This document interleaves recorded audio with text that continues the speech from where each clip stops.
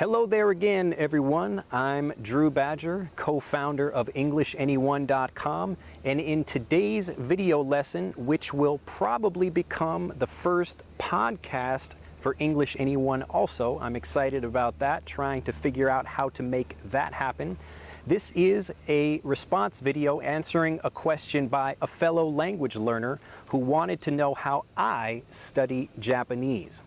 There are also some more students and fellow learners on Facebook that were interested, so here is my video answering a lot of questions about myself as a language learner, but also some more good tips for you if you're learning Japanese or if you're just studying English. When I first started learning languages, maybe back in high school and in college, I hated it. I really hated having to learn languages, and I learned something very important about having to do that when I was learning. So I tried to learn a little bit of French in high school, and basically I sat in the front of the class and pretended to yawn like this, to make the teacher yawn and kind of waste class time. I would also go back to the back of the class and set the clock at the back of the room about 5 minutes faster. However, I could make it go a little bit faster. But I hated learning back in school because I had to learn it, not because I wanted to.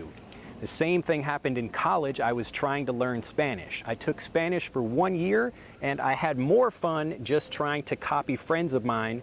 My Spanish is really bad right now, but I'd still love to practice it again. So hopefully I will be able to get back to that in the future. But the important thing that I discovered about learning languages is that you have to have a really strong motivation. If you are trying to learn a language, or if you are a parent or teacher trying to get your own students to learn the language, it's really difficult if they don't have their own motivation. So one of the things I've discovered, and even not just as a language learner, but as a student of any kind, if you have a particular goal and that goal is strong enough, then it will help you kind of pull you to wherever it is you want to go. When I was younger, I was a horrible reader. I was very slow at reading, and I hated reading. But it wasn't until maybe I was a junior high school student that I actually got interested in some Eastern philosophy through some comic books. And it was something that I was really interested in learning about, but the only way I could get that information was through reading. I couldn't really ask lots of people around me because they didn't know. So the only thing I could do in order to reach that information was to ask through a book. I had to learn from the people teaching me in the book. But because I started reading more, I got more interested in the Eastern philosophy and other philosophy, and ended up studying that in college. And I really enjoyed now being able to read all kinds of different things. And I really enjoyed reading a lot more.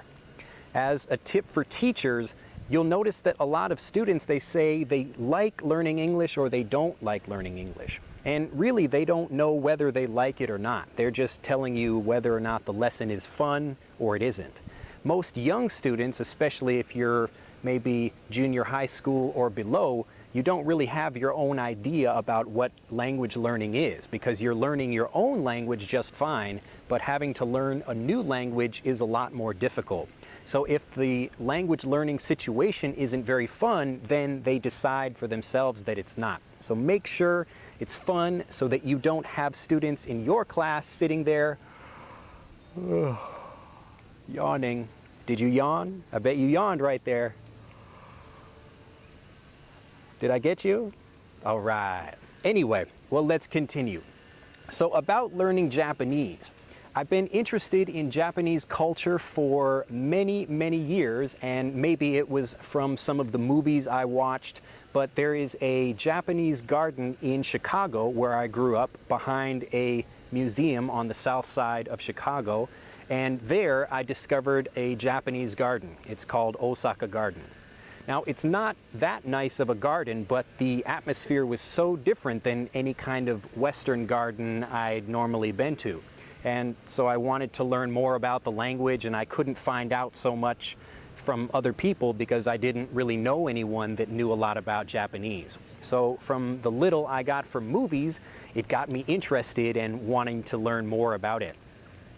as I was getting older, I really wanted to come to Japan to study Japanese gardening, and that's what I did. So I came here, and I am still here today, even though I have been there. I've been here and I've gone back to America. I've lived in both places since graduating college, but the Japanese gardening was really what pulled me to Japan, and that's how I was able to get involved in the language. Motivation is really important, and I think maybe the second most important thing you need to have when learning a language is deciding what kind of language you want to speak. Really, if you make a specific goal about what kind of speaker you want to be, then the goal of becoming or reaching that fluent speaker or being able to pass that test becomes a lot easier to attain. A lot of students have a kind of vague goal about what they would like to do. Maybe speaking English would be fun, or obviously they could meet more people if they speak, but it's not so much about figuring out the kind of goal you want to get from the language. It's more the kind of speaker you want to be. Do you want to be someone that can speak fluently, or do you want to be someone that can pass a test? There are lots of different kinds of speakers you can become, but really you should be honest with yourself about what you want. If you just need to learn something fast to pass a test, then get a grammar book that has examples of the grammar that you will find in that test, and then study for that. But if you want to be a fluent speaker, then obviously you have to speak. This is something I've been working on because maybe I don't know as many kanji as I should, or I don't speak as politely as I should, but I didn't really want that. I didn't want those things yet. In the future, I'd love to have more time to practice and learn more kanji just because it's fun and interesting, and I can read more signs and figure out what I should eat or what I should not eat.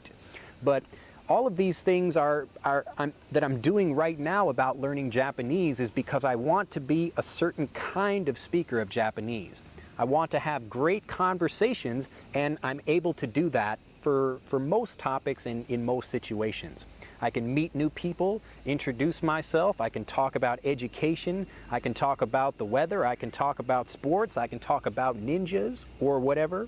And all of these things are what I wanted to do. What you'll often hear from other people that are learning are, well, you should be studying this way, or you should be learning this kanji or that phrase or something like that. Don't listen to the shoulds. You decide what you need to learn, just like I decided that I needed to learn just this one thing or that one thing, and I created my own curriculum. So you need to create your own curriculum about learning so you can learn the language as best for you as you can. Before I came to Japan, I had only studied a little bit of Japanese. I had taken a textbook from a friend of mine, and I was able to teach myself hiragana and katakana. These are two of the Japanese written languages, and I was also studying a little bit of kanji. These are the main Chinese borrowed characters that the Japanese language uses. I was able to teach these to myself using mnemonics. And I highly recommend that anybody who is studying Japanese for the first time, because there is so much to learn for Japanese as far as learning to read and write the language, that you really want to take a holistic approach to learning. And if you can, I will talk just a little bit right now about how to learn as many kanji as you can very, very quickly and very, very easily. But it has to do with mnemonics. And this is something that I teach regularly to English students, and this is actually part of our Power Learning program. If you subscribe to our Power Learning program, which you can do right here on our YouTube channel, you can go to our channel and it has a subscription button for Power Learning and Power Teaching if you are a teacher, but you can subscribe for free right there, and you will start on our 7-day email video course, our brand new email video course. And one of the things that we teach in this video course is all about mnemonic learning. A mnemonic is how you can take something you already know and connect it with something new. Most of the time in school, if you are learning Japanese, you will see ka kiku ke ko, dariru de ro, tachitsu te to, and you have these different letters just like you would learn the alphabet, but you repeat them over and over again. We call this rote learning. It's pretty boring and you're not going to get excited to study. And because it takes so long to learn, the distance from where you are now to the speaking ability you want in the future seems much farther away. But if you use mnemonics, it's instant learning. You can connect what you already know to what you want to learn really easily. So I did that using a mnemonic textbook that I had, which is what many foreigners do. A great book I recommend is Kanji Pict-O-Graphix. If you're a visual kind of learner and you like to look at pictures and try to figure out the kind of original pictogram that the Chinese characters are coming from, it's a really simple way to help your mind understand the picture. But the best book, in my opinion, is Heisig's Remembering the Kanji. If you are studying Japanese and you want a really excellent book that will help you learn all of the kanji that you need to learn in order to get by and be able to do really well on tests and understand lots of kanji together, Heisig's Remembering the Kanji is an excellent book. Both Kanji Pict-O-Graphix and Heisig's Remembering the Kanji, I link to them right below this video, so you can click on those to learn more about those books below this video. Heisig's book is so amazing because he takes the idea that you can't learn kanji the traditional way that it's taught here in Japanese schools. It doesn't help you to learn a few kanji that you can't use to understand a newspaper or anything like that. You don't want to take 12 years to learn the language. You want to learn everything as fast as possible. So what you want to do is change the way you think about learning so that you can learn everything together, even though it takes a little bit longer, but you can learn way more than if you were just studying for learning kanji in the typical way that Japanese students learn. So I've studied with Heisig's book. I really highly recommend it, and even though my kanji is not perfect, I've learned to understand so many kanji by connecting them with interesting stories. This is the same way I teach a lot of my private students, and also my book, Shabari Sensei's Alphabet. I've done the exact same thing. I've linked to that below this video as well. I've done the exact same thing for Japanese students that are learning the English alphabet. So as far as me learning to speak Japanese in my day-to-day, I watch quite a bit of television when I can. I'm spending a lot of time working on the computer and making more videos like this so that you can learn English and have some more fun listening to my pronunciation. But also, when I watch TV, I spend a lot of time listening to the commercials and trying to say them over and over again. I'll notice that I will hear the same sounds, and usually the first time I watch a commercial, I don't understand everything I hear. But because they come back over and over again, I get really excited to listen because I always understand a little bit more. So you want to look forward to something that you're studying, actually have fun, you anticipate wanting to learn more. And then you get more excited about studying, and you can actually feel yourself learning because every time you hear the same commercial or whatever it is you're studying, then you can actually feel the increase in knowledge that you have. As you begin speaking more in Japanese, you can pay attention to the way Japanese people move. I don't actually speak Japanese the way many Japanese people do. I don't keep my upper lip still. You may notice this, or maybe you haven't noticed it, but if you watch a lot of Japanese speakers, you'll notice that the upper lip doesn't move so much when people speak.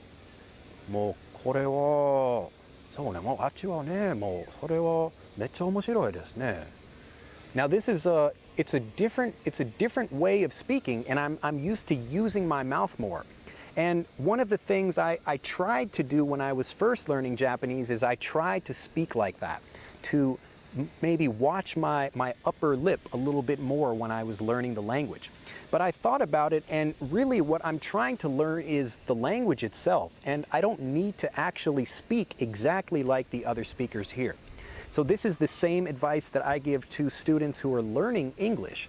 You don't have to even sound like me, but you have to try to figure out your own voice, figure out your own way.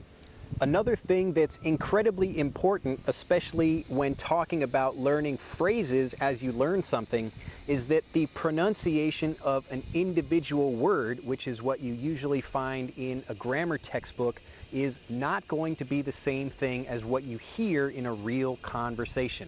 When I was in my Japanese junior high school for the first time, that's my first teaching experience here in Japan, I had my grammar textbook and I looked up good morning, ohayo gozaimasu, and I said that to a male teacher as he was walking by, and I said ohayo gozaimasu, and he said us, us. That's all he said. He said us, and I looked in my book, us, there's no us in here, but that's just what he said.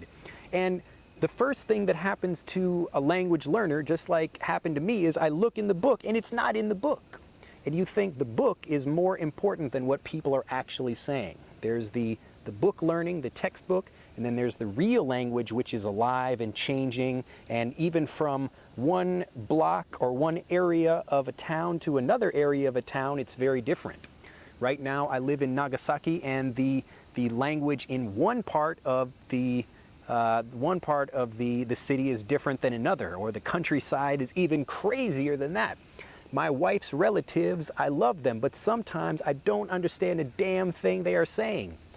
But I'm getting better, and I'm just getting better because I want to, I have motivation, and also I want to be able to really have a good conversation with them and improve my Japanese. So it's kind of like getting into the gym. If you go hang out around people that are in country areas, we call that inaka here in Japanese. If you spend more time with different kinds of speakers, then you can kind of figure out the average of the language. But if you only spend time around one kind of speaker, then you're only going to have one kind of voice. So whether you are a Japanese learner or an English learner, you should spend a lot of time talking to different kinds of people who do different kinds of jobs, other things like that. If you like skateboarding, then go meet a sculptor. Or if you like making bread, then go meet a fireman. These are all different kinds of people that you can interact with and learn a lot more about learning languages. It's really just about connecting with people once you decide what you want. If you figure out that you want to be a certain kind of speaker, then your focus is very clear. And it doesn't matter, other people will say, don't do that or learn this thing. Nobody cares. It's all up to you. You have to decide what you want. So figure out what kind of language you want to learn, whether it's Japanese or English, and then get started learning that. For me, I've been learning Japanese for about 8 years now, and my Japanese probably could be better in some ways, but it's actually pretty good in others. I'm able to have good conversations, as I said, and I'm really enjoying getting to learn new things in Japanese now without having to ask for translations all the time. Well, if you have more questions, this is a kind of continuing thing. Again, I'll turn this into a podcast as well, so you can listen to it later. And I'll also be making more videos, so if you have more questions, and of course if you like this format, which is a little bit different, this is more just kind of talking and listening to, this is not my regular speaking voice, it's a little bit faster than my normal teaching voice or my normal teaching speed. But if you like this kind of video, let me know. Feel free to comment down below, ask me more questions, and we can continue having a conversation about this interesting topic. I love people who are trying to learn languages because it's such a tricky thing to do. There's so many different things that you can learn, and it really takes a long time. You will, as you learn more languages and you spend time learning, there will be times when you get frustrated because your language isn't perfect or you make mistakes, but know that it's okay. That's normal. You should be experiencing things like that, and there will be times when your language gets better and then worse and better and worse, but ultimately you are much better than you were when you just started. So have an excellent day. Mail me if you have any questions, or you can just comment down below. You can also get a link for the 2 books I mentioned. Again, I highly recommend these if you are a learner of Japanese. Heisigs, Remember the Kanji, and Kanji Pict-O-Graphix. Try to learn all of the kanji you can quickly and in the right way. Connect with what you want to learn, and you'll be able to learn it much faster. You can get those down below, and also on our channel homepage, you can subscribe to Power Learning and Power Teaching, our brand new 7-day email video course. Have an excellent day, and we'll see you next time. Bye-bye. By the way, sorry if the cicadas were a little bit loud. I'm out in the park today. It's in the middle of July. The rainy season here in Japan is basically finished, and I'll show you a cicada right now so you can see what one looks like if you've never seen a cicada before. They're incredibly loud, and I actually had to wait until right about now, it's the middle of the afternoon, in order to go out here and make this video because they're so damn loud. But here you go. I'll introduce you to one. Let's see if we can find one up in a tree over here. All right, we're gonna zoom in. Oh, there he goes. Look at that. Oh my goodness, this is a cicada. Now sometimes these things can actually get very big, if you can see it over here, but they make a lot of noise, Let's see if we can wake this guy up a little bit. Now one of the funny things about these guys is that if you make them angry or you scare them, they will piss on you. Let's see if we can make him. Oh, he got a little bit. Oh no. He looks a little bit angry. All right, we'll let him be for now. But anyway, I love these guys. They come out in the summer, and the little kids in the area love to come out and try to catch them. We'll see you later. Bye-bye, guy.